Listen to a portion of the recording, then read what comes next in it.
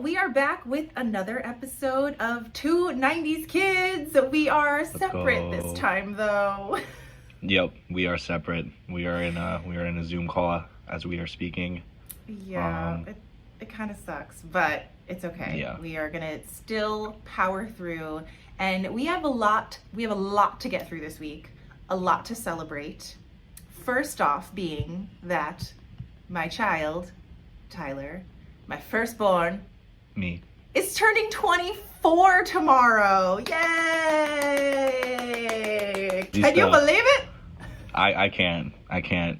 I was just talking to one of my friends about, he's a little bit older than me, but just talking about getting into your mid-20s now, like, and everything, which is like whatever. I feel like that's not a real mentality or whatever, but right. At the same time, it's like, damn, we're really in this bitch. we're really like adult age. I feel like there's something different about this age for some reason. This number feels a little bit heavier. I don't know, but yeah, I'm excited. You're pushing quarter of a century. Yeah, like that's Big crazy. things. That's crazy to me. That is insane. Crazy. It's crazy to me. It's crazy to me that I'm I am sure. the mother I'm sure. of a almost 24-year-old. And Tyler gets mad because we've been like, you know, when you like round up someone's age and you like, you know, you're just like, oh, they're 24 because it's a month away or whatever. And right. Every time you would be like, please stop rounding my age up. I am 23. I'm like, okay, fine. Yeah. But it's funny that you say that because like I've been rounding up my age now, like for the last like month or two, I'd say. Like it's been really funny. I know it's ironic. It's ironic as hell. I don't know what's been compelling me to do so, but it's like you just like yeah, no, I'm 24, whatever. Like I don't know. Yeah. So in honor of your birthday, we decided to talk about the differences between you at 24 and me at 24, like the things in the world that we were that were going on. You know, just the differences, because obviously we have very different lives. We've lived very different lives. When I was 24, I already had you, and you were 7 years old. Yeah, that's crazy. You already had me. I was 7, and I think Bryson had just been born. Wait, did we decide that I was 24 in 2005? 2006. It was Okay, so yes. Yeah, Bryson was born, obviously, New Year's 2006, so like... Yeah, so you had a younger brother, and I had you, crazy.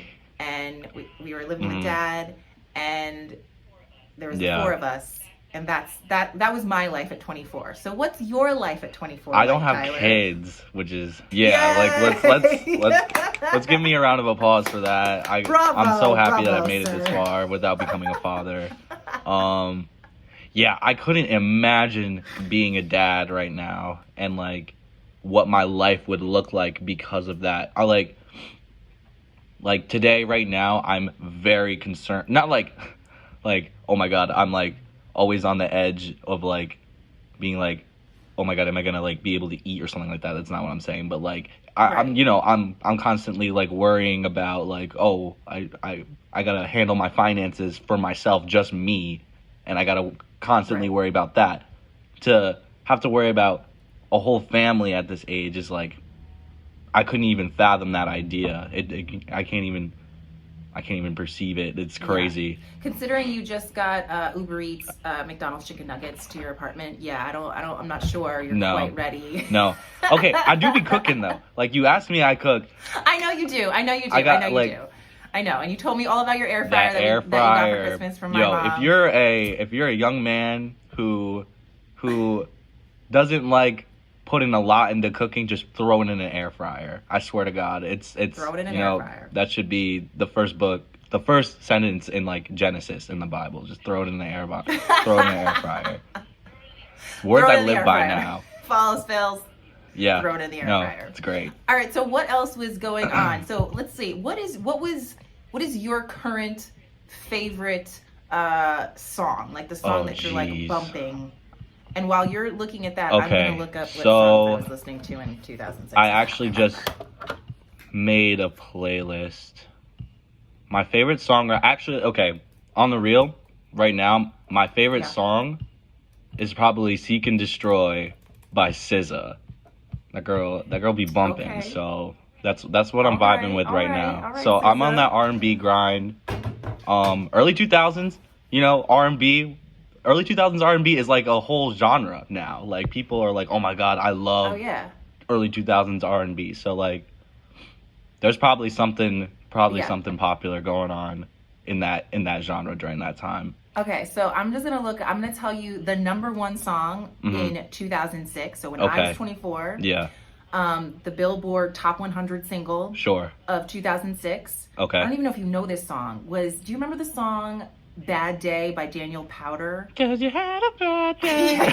that god awful ass song. I remember So awful. I liked that song when I was really little, when it had first come out, and like they would play it on American Idol all the time. Like when people would get booted off the show, which is so foul. Yes, honestly. they got kicked off the show. And it was like the saddest montage ever or whatever. Like they just like poured out their heart saying like, "Oh, my mom has cancer, my dad's a veteran," and then like, "Yeah, you suck at singing. I have one leg. Yeah. Like, my dog has one eye. Yeah, it's crazy. It was always so sob story. Yeah, I remember being like, "Oh, it's a good song," like, and you were like, "No, I hate it." And then as the years gone on, every time I've listened to it, it's gotten progressively worse in my head.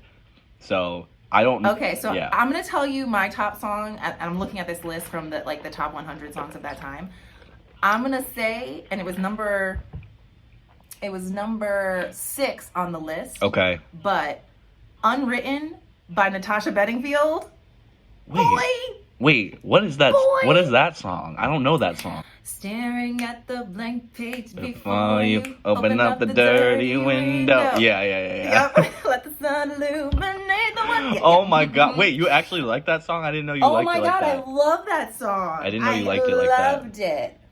It was so good. Why do I feel like that was a good Britney year as well? Also, here's a little footnote about my mother and I. We are huge Britney Spears fans on this Britney, channel, okay? We have we unlimited are Britney love stands on this channel. That's right. We only for believe Britney, on this all right? channel. Yeah. But what I was gonna ask was what Britney songs were popular in 06? Oh, because great question. That's like prime Britney, I'd say, like mid 2000s. Well, shockingly, she is not on this top 100 list. That I'm What? looking at right now. Hold on. No way. That seems impossible. Oh, but you know what is?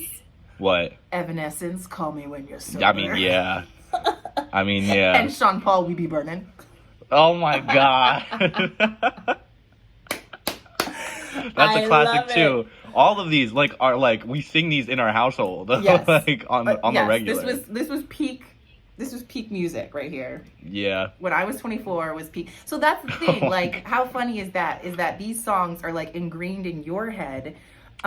Even though they were the songs of my early 20s that I adored, but you do as well. No, and that's something I've been able to articulate more as I've gotten older. Like people who my friends and stuff and people my age, like their parents are a lot older than you guys. Obviously, they're in their 50s and some of them are in their 60s and stuff.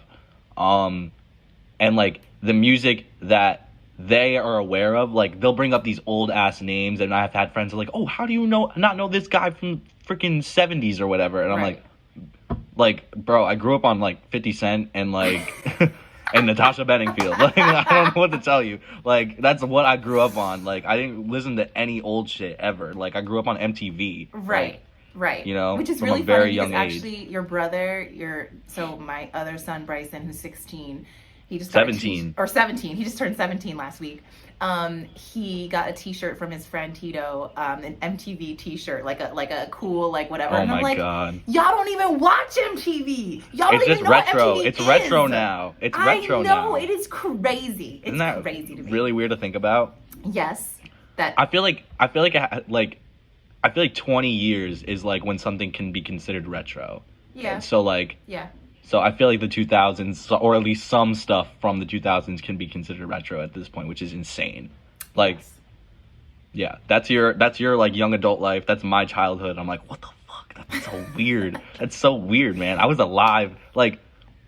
Kids kids are in high school now. Like, kids are going to be seniors and they weren't alive during 9/11. Like, Yeah, no. I'm just like I wasn't cognizant really during No, you were 9/11, little. but like I was there kind Yeah. of, like, you Yeah. know. It's just really All right. crazy So to think any about. other footnotes for turning 24? What are your feelings? Tell the people what this means to you, or just, what you're looking forward to maybe in the next year.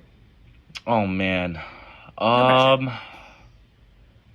Well, I'm definitely looking forward to, I guess in my own way, becoming more adult, at least how I rationalize it in my head, like just taking steps further in becoming who I want to be, obviously. Mm-hmm. But like, I think that involves like pretty major steps. Like, I would like to think about moving this year, especially like closer to the city for work purposes and opportunities and stuff like that. Yep. Music. This is me plugging myself for the first time. Yo, That's what's right. good? Making lots of music. Talented, okay? Yeah. People, don't be sleeping. Not to toot my own horn, but I'm kind of But the toot, goat. toot. No, but like, yeah, just like creating more and performing actually like this year for the first time. Like, I'm definitely excited to do that. Just like at my breaking point with that stuff. Yeah, I guess that like a lot of the goals I have are pretty over, like they're kind of umbrella, it's not like Mm-hmm. maybe one specific thing, but like just like I have images of who I'd like to be by 25, Gotcha. like, which is crazy because I was just talking to Mike about this actually. My childhood friend, like he's been my friend since we were 12. Just like having actual like a view of yourself like at different points, like in your life coming up, whereas like maybe like 2 years ago even, like I wasn't thinking like that really. Like Right. It was more so like, oh, I'm here now and like I'll figure it out, and I'm kind of figuring it out, and now it's more like, okay, like I'd like to have some stuff blocked out more or less, so like I don't know, so I don't go crazy, but maybe it's just like a good thing anyways, you know. To have some sort of structure and roadmap Yeah, for where you're definitely going. structure. Yeah. And I don't know think you and I 24 have talked about structure that either. Yeah. Like I No, it's hard as hell. it's so It is hard.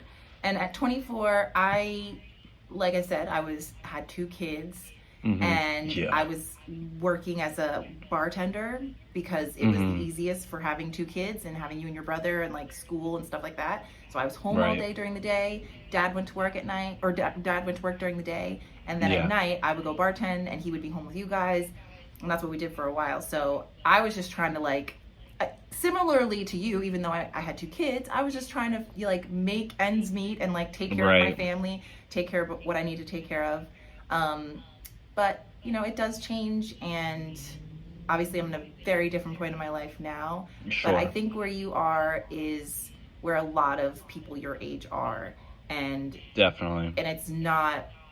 I think for a long time you might have felt like you weren't far enough along, but I never saw it that way. I always just saw it was like, this is normal. Like, this is completely normal. Even for you to still, for some people to still be like, I don't really know what I want to do. Like, I get that. Right. Like, I get it. So, Right. no pressure on this end. Yeah, no, and that's another great thing. I have a question for you, by the way, but okay. like, but before I get to that, yeah, I'd say that's been the biggest kind of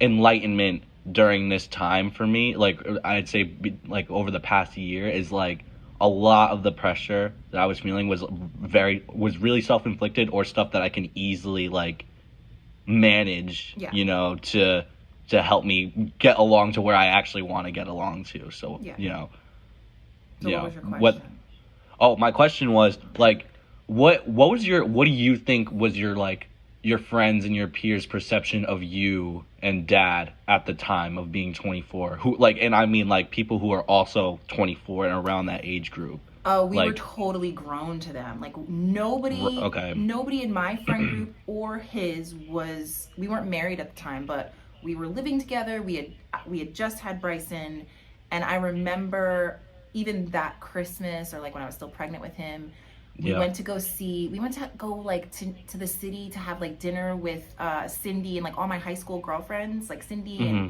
and Monica and Janine, I think, was there.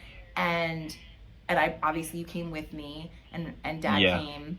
I think that was maybe the first time they had met him or something. But um, I remember Cindy, who now has a child of her own, who's like 10 years old. But at the time, Right. nobody else had kids. Nobody else was maybe they were in long-term relationships, but nobody else was engaged, married, nothing. So we were coming in like rolling like almost a 4-family deep, Yeah. 4-person family deep.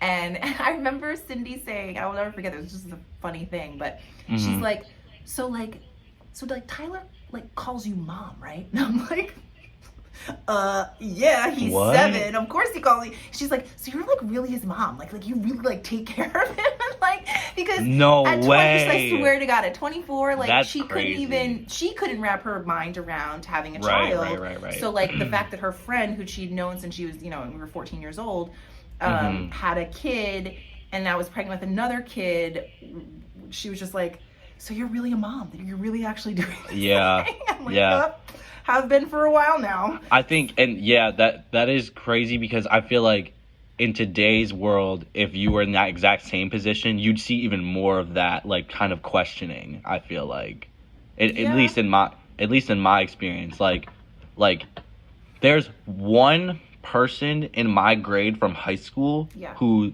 has a kid right now, and everybody's like, yo, that's so crazy, like yeah, it's so insane. And her and her partner, like her boyfriend, like are literally raising this child together. And I know the dude, I don't think he's from our hometown, but I don't know, he's local, whatever. So I knew of him. And I'm like, oh my God, like they're this little family, like, and they're freaking 24 years old. Like, this is insane. But I I think it's crazy that someone would have that type of reaction. I mean, definitely it's like, it's not seen often with people that young, but like that's just like funny ass, like, that's just Cindy for you. Yeah, that's hilarious. Well, Tyler, are you sure? Yeah. I'm super proud of the man you are, and the man you will continue to be over the next 24 years. I'm really proud to be your mom, because you're kind of dope. I mean, that's why we do this together. Thanks. I'm like, I love my kid, and I want to like do something special with him. So happy early birthday. But yeah, I think this year is going to be really great for you. I really, really do. I believe it as well. So next we're talking about the biggest movie out right now, monetarily, Avatar. It's currently at, I think I saw today on Twitter, actually, it's currently at 1.7 billion worldwide, which Disgusting. A lot of money, right? Disgusting. Apparently it's only the 7th most highest grossing movie of all time. So there's 6 others that got more than this movie still, but it's still rising, which is crazy. I wonder if his other movie, Titanic, is bigger than that. Probably. I think Titanic is probably on that. I don't know. I don't know. That's a good question. That one is up there. Is up there. I know it was. If it's not still in the top 10, it was in the top 10 for like a super long time. Okay.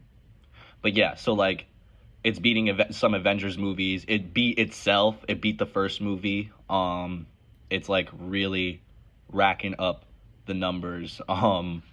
Yeah, but James Cameron knows how to make a blockbuster. That's for sure. Yeah, he does. It's honestly impressive. Like that he says like, oh, like it's gonna be one of the most expensive movies of all time. But like I know I'm gonna match it at least or whatever. Yeah. And he did. Which is like, holy shit.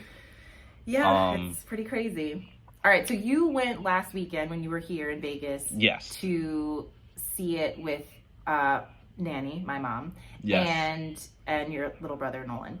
Yes. And so you guys went to go see it, but I did not see it. No. I have feelings about it, but I want you to give me your take on it first, because obviously I didn't see it. I did see the first one when it first came out, and probably subsequent times after that. But give me your thoughts on it. So me, Nanny, and Nolan saw it in IMAX 3D, which I feel like, first off, you need to see, if you're gonna watch this movie, it has to be in a theater, and like the best experience that you can get out of it, like get it, like watch it in IMAX, watch it in 3D, all that junk. Like purely from a nerdy standpoint, if I'm being completely honest, and like I've argued with people about this, like the biggest reason I went into it was literally just for the visuals. I mean, like not just for the visuals, but like that was like the biggest thing that drew me into the last one, and this one. Like I was just obsessed with like, oh my god, like they're making water look this good now. Like this, like, you know, on some nerdy shit, right? Now, with that being said, like there's a lot of other like good aspects of the film. The story's not bad. Like I did end up caring a lot about the children that they introduced in the movie. Jake and Neytiri, the two main protagonists, they have 4 kids, technically 5. Like it's crazy. Yeah, it's they have, oh my god, they have an oldest son, another son, and a daughter, and they have an adopted daughter and like a somewhat adopted human son, sort of. Okay, all right, but so, they're taking care of like 5 kids. Yeah, exactly. So I thought all the kids were really interesting. I mean, besides like the little one, she's like very young, I guess, but all the other kids were very, very cool. Like I liked them a lot. I think like the weakness of the movie stems from like, well, I feel like the first act of the movie was like very slow, very, very slow, and then like almost boring. Like they were explaining like what had happened in between now and the first movie. Basically, it was just Jake giving exposition on what had happened, and I just thought it was like not the best way to go about telling this story. Like I didn't start caring about the characters really until like the very end of the movie, when they're like literally their lives are on the line. But before that, I was just like, okay, like yeah, like I get it, come on. But yeah, like I enjoyed it. It was good. Like I think it worth 3 hours? Okay, so here's the thing. This movie does not feel like 3 hours for whatever reason. Maybe it's because of the setting I was in. I don't know, circumstances. But like at the same time, yeah, it did not feel like a full 3 hours or whatever over, which is insane. Like the Batman. I don't know if you saw the newest Batman. Yes. That feels like 3 hours. That's a 3-hour movie. Like I fell asleep during that shit. You know what I'm saying? Like I just rewatched it. Not to get off track, I just rewatched it all the way through for the first time. Yeah. And it was very good. I actually liked it. But like, oh my god, the first time I was like, time was a little much. This is crazy. And it's so dark, like literally dark. It's so dark. I just like I get sleepy and like yeah. Me too. You know what I mean? Yeah. So my only thoughts about Avatar, because obviously I haven't seen it, like I said, is that I'm just kind of over like the white man savior. Like I'm just kind of over it. Sure. And that's why I loved Black Panther, because it was still it was an indigenous group and a black group, you know, an African group that were against the white man. Like it was them fighting to retain and maintain their life and their livelihood. Right. And in the first Avatar movie, and I think in this one too, Jake Sully is the main driving force of things happening. Yes. That just bothers me. And I know it bothers a lot of indigenous people too. Like that was the big, you know, backlash about it taking so much from indigenous culture. And it's like, where is the line drawn? Like, where is the line drawn between using these cultures for inspiration and then completely appropriating what they have and exploiting it, right? Right. To have the white dude save the day. That's the part that bothers me. Like it just, I just don't need to see it. Like I get it from the visual point of view. Like I think that would probably be the only reason I would want to see it, is because just in a in a visual setting, in a film wise, it's probably amazing. Oh And my I will God, probably it's be it's like floored. incredible, like I'm sure. what they're able to pull off now, and that's the craziest thing. Like you watch the original Avatar, and like Yeah. obviously that was groundbreaking, but you Yeah. compare it to this one, and you're like, oh my God, that's Play-Doh. Like it's actually insane. That's Like claymation. yeah, no, like you watch it in a vacuum, like oh my God, it's so pretty, it's beautiful, and then you watch Right. this one right afterwards, you're like, oh, like oh, like I didn't know stuff could glow like that. Like that's crazy, and like. Right. Yeah, it just looks really like the Na'vi, the people, like Yeah. the close-up shots of their skin and like on their face and stuff. You're like, Like oh the my God, texture. that's a real person. Like that's Right. insane. Oh, So I yeah, have to say, as an actor, Yeah. I've seen clips of Zoe Saldana in her like CGI suit Yeah. that they had to Yeah. wear, right? So they had to Yep. wear these like elaborate suits that would motion capture all of their movements. yeah, the mocap suits. Yep. Yep. And I watched a scene that I think it was from the first movie. Yes, it was from the first movie when she was teaching Jake how to ride one of the creatures. I don't remember what they're called, but one of the creatures. And watching her in this motion capture suit with like all these like things around her. There's people. She has to jump on a guy's back and ride it like it's the creature. I was floored. I was like, to stay in character. Like I know how hard it is to just remember beats and dialogue and stay in the moment. But then you add on top of that the technical aspect of what she was doing. Stupid. Yeah. Brilliantly stupid. Like so like you're good. You're floored by these people's Yes, and like performances the fact because that you could do that, and then Yeah. you got every single like visceral reaction from her. yeah, It was great. It was great. Now- So regardless of the movie, I think yeah, like, that stuff's impressive, right? Yeah, that stuff's it sure crazy, is. right? Now, with that Yes. being said, I wanna blow up your spot a little bit, okay? Because a few weeks ago, I finished playing a game, one of the best games I've ever played in my life, and I told you it made me cry, and you then proceeded to make fun of me for crying at said video game because you couldn't comprehend how someone could cry over a video game. But I am a now, hypocrite. you are, yes, I'm calling you out. Now you're talking about, and these people in the video game are doing the exact same thing You're right. that Zoe Saldana is doing. You're right. They're in You're mocap right. suits and they're giving these freaking awesome performances. So, I love you, but also you suck. at the same Okay, time. you're right. You're right.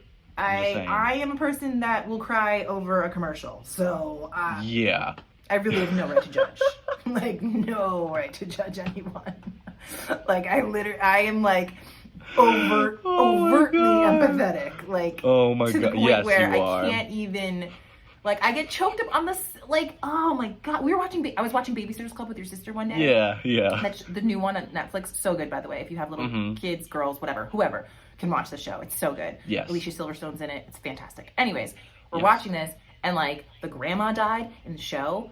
Oh, I geez. lost it like my own grandma died. Like I can't. Like I don't know. So yes, you're right. I shouldn't have made fun of you for crying in a video game. I get it. Ridiculous. I get it. Okay, you're right. Ridiculous. All right. Anyway. And on to that, Tyler often has a lot of good ideas. You often have a lot of good ideas and are, no, I can't say that. I was going to say like hip to the new stuff. No, I'm not going to say that. Hip to the new stuff. Oh my God. But you Lord.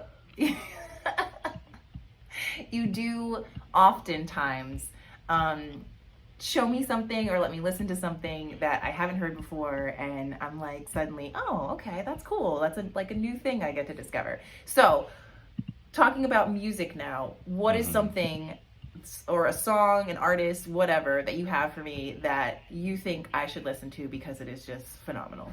So I was thinking about this a while. I was like, what type of artist should I put you onto? And I was like, okay, like I'm just gonna have to think of a rapper, like because a lot of people your age and people around, I'm sorry, Careful there. a lot of old people, a lot of people your age are like, rap's whack, and there's no contemporary rappers who like can handle shit well. I'm about to put you on, and actually, I also have another person who can validate this rapper who's your age, and that is my good father, Brian. Okay. Your dad is not a good indicator of No. cool. Okay, you're right. But just hear me out. But the fact that he liked it must mean it's good. Okay. Yeah. I got you. So the rapper's JID or Jid. Okay. He's an Atlanta-based rapper. He came up in Atlanta, started getting popular in Atlanta, and he eventually got under J. Cole's record label. Okay. Yeah, so, and since he's been under J. Cole, he's put out, in my opinion, nothing but, like, absolute freaking bangers. Like, not even on some, like, he's, like, hot in the streets type shit, or, like, he's blowing up on SoundCloud, or he's blowing up on or whatever. Like, he's been consistently since, like, for the past 5 years, I'd say, since 2017, like, has been putting out, like, really good quality stuff. So, the album he just released this year is called The Forever Story. Hold on one second. And it's basically just, like, it's, like, a classic hip-hop album in that, like, it's just talking about his environment and, like, what he grew up around and what he sees even now, like, growing up in Atlanta and stuff. Okay. But oh my god, he can rap like a fucking machine gun. It's actually insane. And he's one of the few rappers where it's like, and no offense to, like, some, like, OGs who, like, rap super fast, but, like, someone like Busta Rhymes, I can't always understand what that dude's saying. I'm not gonna lie. It's impressive that he's, like, getting all this stuff off. But, like, or even Eminem can... Even Eminem, with the, like, his vernacular, it's like, oh my god, it's so impressive. Like, kudos to you that you can, like, rap like that. But stylistically, it's not always like, it doesn't always come off like, I don't know, like, listenable, I guess. Okay. Whereas he packages it in a way where it's like, I'm gonna show you how fast I can rap, but, like, make it, like, appealing, you know, and, like, make it come across in a way where it's like you can really appreciate what I'm saying, and it's not like... roll a clip, just play me like a little snippet. All right, so we're gonna be playing a song by him called "Dance Now." Okay.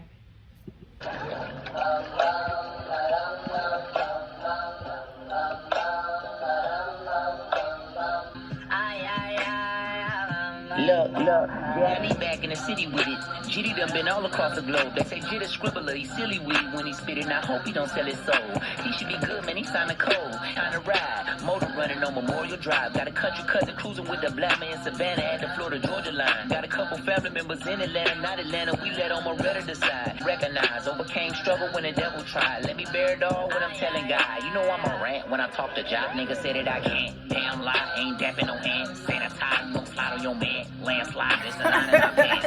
I love that we make the same face. It's a stank face. This chorus is crazy. Right, I like it. I liked it. Yeah, no, That's good. Yeah, no, I see. That's the thing. Like, I am someone who is a storyteller, so I like storytelling, right? So music that tells a story in a cool flow with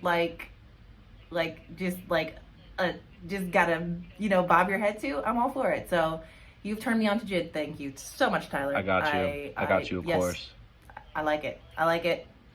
I'll listen to the whole thing because I think, you should. I would totally bop that. You definitely should.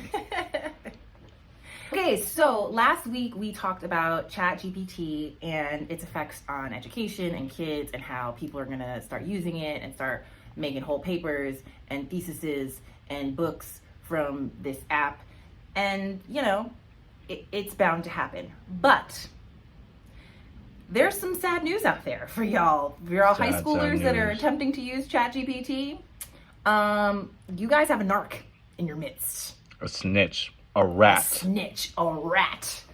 According to this article that I looked up, a Princeton University student has built an app that can detect whether text was written by a human or an AI. Dun, dun, dun. What do you think about this, Tyler? What are your feelings? I mean, I'm not surprised. I'm not the least bit surprised. Bailey.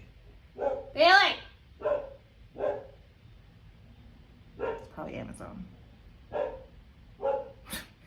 Okay, Yeah. so what are your feelings about this kid creating something that basically undermines this new technology that kids now have access to, and basically will just put a monkey wrench in the whole thing? Yeah, I mean, like I said, like I was saying a little bit earlier, I'm not really surprised that someone came up with a software that detects this stuff. I think it's like definitely like a waste of an opportunity though. Like I would have really liked to see like what a full like maybe academic, like I wish they had created this like a little bit later, because I would like to see Right. like what a full academic year in like the US would have been like, where like kids were just using ChatGPT and no one knew if it was real or not. Like I don't Right. know, like I would want to see like the quote unquote like ramifications of that or whatever, not like bad things or whatever. I still think we'll see the ramifications, because here's the thing about old people. They're slow to pick up new tech, right? Sure. So we already know that ChatGPT is being used by lots of different people of lots of different ages. Yeah. But kids are using it for their schoolwork. And so we have to assume, or I would assume, that the teachers who are getting these papers or, assignments from their kids Yeah. probably don't know how to use AI technology, or haven't used it, or haven't tried it out, or haven't looked into it. No, that's a good point. So the idea that they would then know that there is this thing out there and would use this thing to counteract ChatGPT, Mm-hmm. I'm not sure that's going to happen quite. So I feel like kids will still have an opportunity to use this. I think it's just kind of lame that this kid did this. Like, I get it, you're smart. What the like, hell, do something else with your like intellect. Okay? you're Maybe? a student right now, like Right. And maybe that's why. Maybe because he's paying lots of money to go to Princeton, or like has to do all this work for Princeton, Ridiculous. that he feels like, no, people should do this. But yeah, I feel like you could have used your powers for good and not evil. And so yeah, I question that, but I don't really think it's going to impact anything too much, because I feel like I said, I feel like the adults that would try to put a squash on it, mm-hmm. they're not gonna be savvy enough to know about this new technology, or I don't even think it's available to like the public, right? So to use it anyway. So I think kids, y'all are safe for a little bit, okay? For a little bit. Until the rest of the world catches up to you. Yeah. It is interesting to see the different responses to different types of AI media. So like, mm-hmm. for instance, like when AI art started becoming more popular on the internet, a lot of artists were very, they objected to a lot of the art that the AI generators, or the AI was generating, all the art that the AI was generating, right? Like a lot of people were making the argument of like, it's pulling pictures off of the internet and using them as templates without like, recognizing the artist or paying tribute to the Sure. artist in whatever way. And now, Sure. and like a lot, I won't go as far to say as like capitalist ideology was very much like, oh, we don't give a fuck. Like we're just gonna make money and do it anyway. Yeah, we're just gonna make the art anyway, like through this AI or whatever, and grab a quick buck off of it.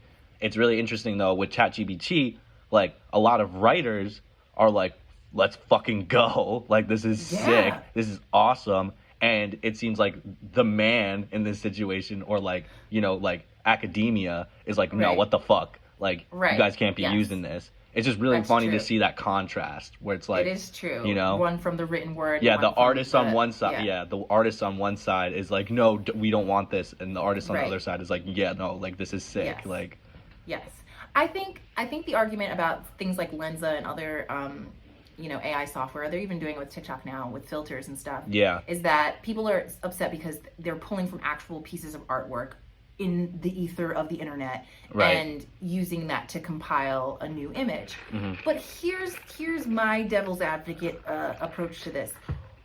When a songwriter writes a song, they have their favorite artists, they have people that inspire them, they have people that they draw inspiration from. Mm-hmm. So how is that different? How is or how it, when I, we know your brother, for instance, he draws lots of anime and he loves drawing and he comes up with his own stuff. Now, he's obviously going to pull from his knowledge of anime and the designs and the drawing to make his own. Right. You know what I mean? Like, so why is it different? So I feel like in the specific case of music, I feel like sampling is closer to AI generated pieces of art. And with that, you definitely need consent of the original artist to use that sample. True. Yeah. But also, like, yeah, paying homage to an artist and using a riff inspired by an artist, or all that stuff, like, that's a fine line. But a lot of that stuff is like, you can qualify it as like, oh yeah, this is inspired, but like, it's not the same thing. Sure. But even though this person made it or whatever, right? Sure. And I feel like a lot of the negative feedback of the AI generated art stuff is coming from like a place of knowing that it's not human, maybe. And I could be wrong about that, but there's just, like, for instance, Nolan recreating a like an anime character that's already been drawn a million times over, right? Yeah. You know, like, a little kid drew that. And like, sure. You don't question like what process or system or framework made it. You just know that a little boy made that. With AI generated art, you know a lot of things. You know that like they're pulling information off the internet, like they're using an algorithm, and it's also like at face value a computer. So like, so like, I'm definitely not one who opposes it, but I can kind of see where people are coming from to a point, Yeah. I just think it's hilarious that we still get asked by a computer on the daily if we're a robot. Like, every day you get asked by a robot if you're a robot. Like, when is the layers gonna stop? Like, it's gonna be so intertwined into our life, I think, in the foreseeable future, that we're gonna look back at this time and be like, wow, I can't believe we like did anything. Yeah, and that's with so much stuff, I feel like, already. Like, if you told people in 2006 that like, oh yeah, basically everywhere you go in public now, like, there's gonna be cameras, like, and it's not gonna be like what you think. It's not gonna be like Big Brother cameras. It's gonna be like literally everybody has a personal camera. Like, most people in 2006 would be like, fuck no, like, I don't want that. Like, I don't want everybody, the whole world to know what I'm doing in public or whatever. Yes. Back to the 24-year-old thing. Sorry, just to circle back to that real quick. Think about the things that I could do at 24 that nobody would know about. Oh yeah. You can't get away with the same stuff. I mean, you could. You can. Yeah. But it's not the same. It's not the same degree.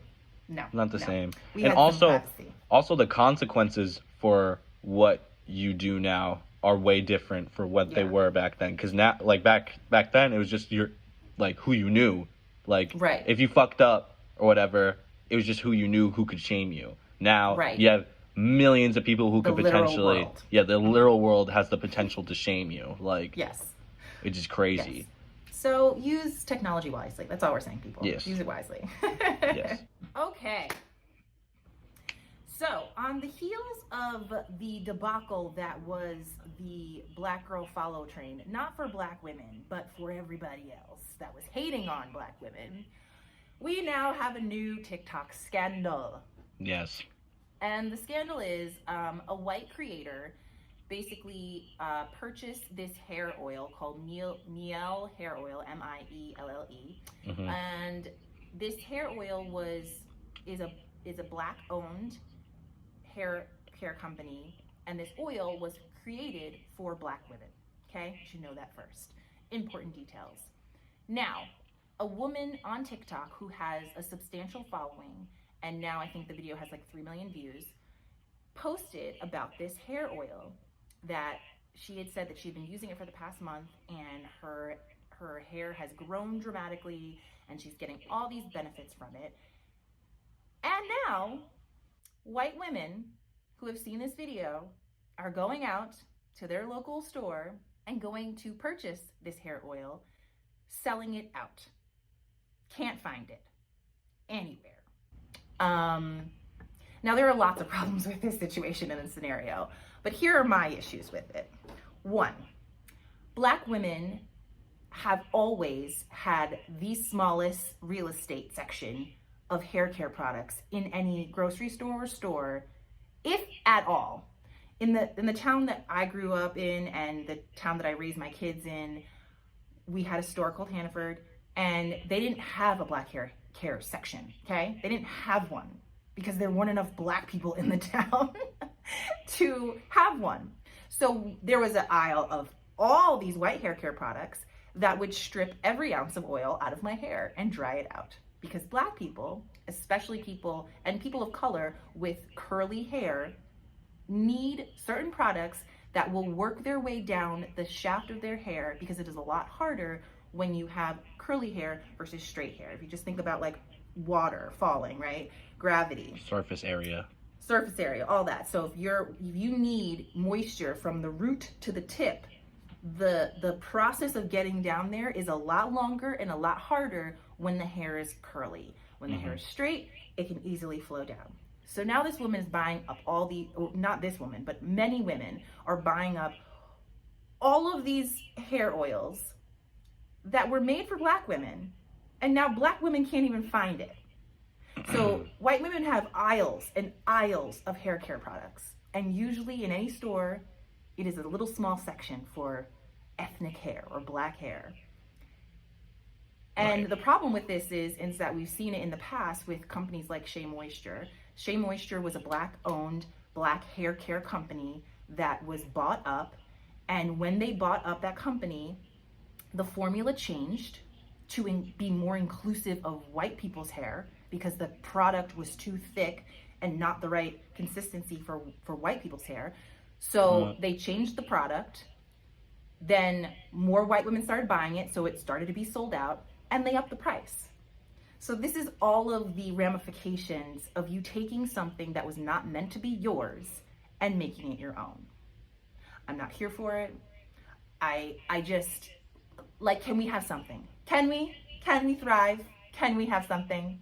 That's all I'm asking. Because apparently we cannot. It is very apparent that anything that we have, that we like, that we think is good, other people will be like, oh yeah, I could do that too. And then you call it your own. And that makes me mad. It makes me very angry. What are your thoughts, Tyler? Because I can go on forever about this. It's definitely a form of appropriating, you could definitely lay it that way. And as annoying and frustrating as this whole situation is, I just want to talk about the Black resilience that I see on Twitter because of this situation, okay? Mm-hmm. Like, this entire situation is fucked. Like, stick to your own products. Like, know what's good for your hair. There's a reason Black people use Black hair products, okay? Because we can't use y'all's because it's made for you. So use yours. It's not like us trying to do something, all right? It's how it works. So what a lot of Black women are doing on Twitter, and it was trending earlier this week, basically what people are doing is under these videos of white women talking about these products, or this specific product, is basically giving like these fake anecdotes about their supposed white friends about how their hair would fall out when they used this product, or their scalp started burning and they, like, my friend Marianne was screaming in the middle of the night because her scalp was burning, and like just making up these most ridiculous stories to like prevent white women from buying it. And it's like so funny, them making these jokes or whatever. Like, obviously I think most people aren't taking it as like actual action against these white women or whatever. It's funny. Like, I think most people are just taking it as like a joke, because it is a joke. Like, what y'all are doing is kind of a joke. Like, so making a joke out of it makes the most sense. And we should be able to go to stores and find the products that were made for us without worrying that white women are gonna steal it and buy it for themselves. And it's not even made for y'all, okay? It's not made for y'all. And listen, Black women, people of color, Asian women have been doing hair pulling and using oils on their, not hair pulling, oil pulling, using oils on their hair and using it to moisturize their hair for centuries, okay? White people, y'all don't need the oil, okay? When you have oil in your hair, it looks greasy and it looks weighed down because it's not meant for you. So I don't know why these women want to do this, but listen, if your hair happens to fall out or just be like looking like it's right out of a grease tray, that's on you. That's on you. But leave our products alone. Leave them alone. Like, let us have something, please. Please, for the love of the Lord. Just one thing. Just one thing. That's all we ask, okay? I would like to be able to go to the store and buy this Be hair. careful, Susan. Yes, be careful. The hair's coming out. You just wait. Oh my God. I think we should also just start promoting other things that are really terrible for white women's hair. And then just be like, yeah, no, this is the shit. Y'all should use this. And maybe if it starts falling out, maybe we've crossed the line. Maybe we've crossed the line. Yeah, maybe we should go back to our side of the aisle. Right. And stick with Pantene and Head and Shoulders and Suave. Pantene. All the other products. Yeah. I'm done. So on this week's segment, or this podcast segment of Winners and Losers, our winner this week is none other than the food review critic, Las Vegas local legend at this point. Like, this man is going viral every fucking day for blowing up a new spot in the area. Mr. Keith Lee. That's right, Keith Lee. Boy, Bravo, Keith Lee. You were having a week, boy. Yeah, you were having a life. This man is I'm so happy for him. This man is blown up. It's very rare, especially on TikTok, when you see like someone getting this much clout and this much hype, and they actually deserve it because they're doing so much good for the people that they're talking about and the people that they're endorsing and everything, you know? I think that's super awesome. Like, I actually you and I were talking the other day about him and how one of the restaurant owners that he put on got on the news and was basically crying and talking to the literal line of people that were outside of his restaurant, and I actually got to see the clip, and like the interview was just like so moving, and like he brought up Keith's name, and I was like, this is crazy. This is just like some dude who loves food, who everybody thought, you know, just had good taste, and like you could tell he's like really personable and a good guy, and like the fact that he was able to change his family's life around because of just reviewing stuff. Other families' lives. Yeah, of course. Like that's like these small. He always says he's the vessel, right? That's what he always says. I'm like a vessel for God and whatever. Mm-hmm. And the fact that yes, he has been able to change his family's life and lifestyle because of blowing up on TikTok. Yes. But these family-owned restaurants that he's going into and bringing a spotlight on them, like the guy in the news, like.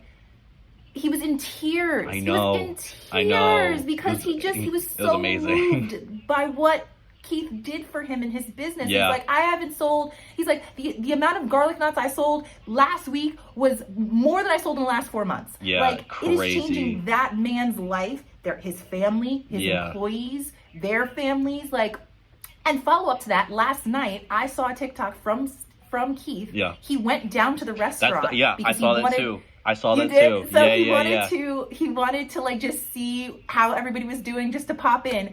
There was a line. Yeah, and they all knew him. Like the restaurant owner was like, "Who here is from TikTok and knows Keith or whatever?" And like everybody was like, "Woo!" I was like, "Oh my God, this is crazy. This is so cool." I could cry. Warms my heart. And just like heart. You guys also being like Las Vegas locals now, like.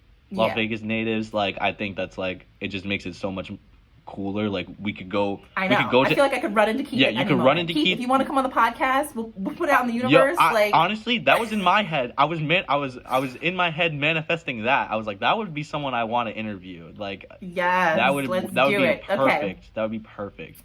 Yes, we will. We're tagging Keith in this. Keith, we need you on the podcast. Okay, Keith, we want some food. Bring the fam. Yeah, we'll get some We'll good eat ass together. food. Yeah. It'll be a good Yes. time. It'll be a good ass time, dude. So Keith Lee is the winner of the week. Yeah. And rightly so, because he's just amazing. And he Good ass dude. He's just, Yeah. He's just the biggest heart. He's just great. And he's really entertaining too. Like, I love watching him eat food. Yeah, like literally, Like, I this really dude will do. take a bite of chicken. I'm like, that's the best chicken I'll probably ever Yep. have. Yeah, like I know it for a fact. Like just because of the way he reacted, like his little ooh, or like, hold yes, on, stop. You know when you gotta when you pause. Yeah, When you gotta pause between bites. it's the because universal. It's, so good. It's the universal black person sign for. Hang on a second. This shit is crazy. You don't gotta say nothing. No, I'm just saying anything. Nothing Nada. at all. And on that note, so our loser of the week, I'm sorry, but white women buying up Miele hair oil. Y'all are losers, okay? Do better. Come on. I mean, you're not, just do better. Just do better. Like, you're not losers in life, but like, you're a loser but for in buying that in this product. situation, what the fuck? Like, Yeah, why? just why? Why? Is the question. Just Why? why? Yeah. So on that note, this has been another episode of 2 90s Kids, Tyler. Can you believe it? We are done with episode 2 already. Episode 2. I'm so proud of us. I'm so proud of us. I'm proud of us, I feel too. so deep in it already, you know? I know. We're only 2 in. Like, we're going to keep it moving. Strutting through the mud rolling. right now, but we're doing it. I'm excited for next week's episode. Me I don't too. even know what we're going to talk about, but I'm already excited I'm already for it. excited. I'm excited for episode, 15. Like, Yeah. let's do it. Yes, we'll say episode 7, when Keith Lee is on. Oh, it's out there. It's out there, so it's happening. That's what that means. All right, with that, talking to the universe, we got to pull a tarot card. Hell yeah. That's what we do at the end of every show. And as always, this awesome deck, is by a friend of mine. Her name is Juliana, and it's called 420 Tarot. If you know, you know. Okay. And she designed and created the whole deck. And we're gonna pull one card for the energy for this week. What is the theme? What's gonna jump out at universe? us? What's gonna jump out? That was a whole lot. Should we take 3 or should we only take 1? Is it 3 exactly? It's 3. Ooh. Have you looked at them already? I did. Oh, okay, let's do 3. All right, we're doing 3. Okay. All right. So, this is appropriate for Tyler's, on the eve of Tyler's birthday, 24th birthday. Okay, Eve. Don't take it the wrong way, but we have the death card. Okay. But here's the thing about No, that's a Scorpio card. it is my card. It is a Scorpio It's my card. But the thing about death is that it means a new beginning, right? Something is ended and we're on to a new phase. Hell yeah. We're on to a new vibe, a new something, because we've left Yes. what was in the past, and we got to start fresh. Yes. Okay? And not for nothing, but the fresh we starting with is kind of good because we got 2 pentacles. So I don't usually pull 3 cards, but 3 popped out, and that's what we're going with. We're going with that. Knight of Pentacles and the King of Pentacles. Okay. So we got bad boss energy. And this just might be, pointing to the fact that a mother figure or parental figure and then a childlike figure are just making money moves.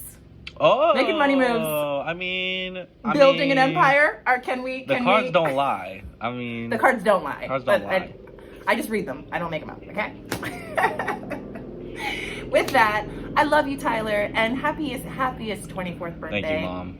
I wish I was going to be there with you tomorrow, but She we'll would too. FaceTime and I'll see you and I'll send you love through the phone. Yes. But Yes.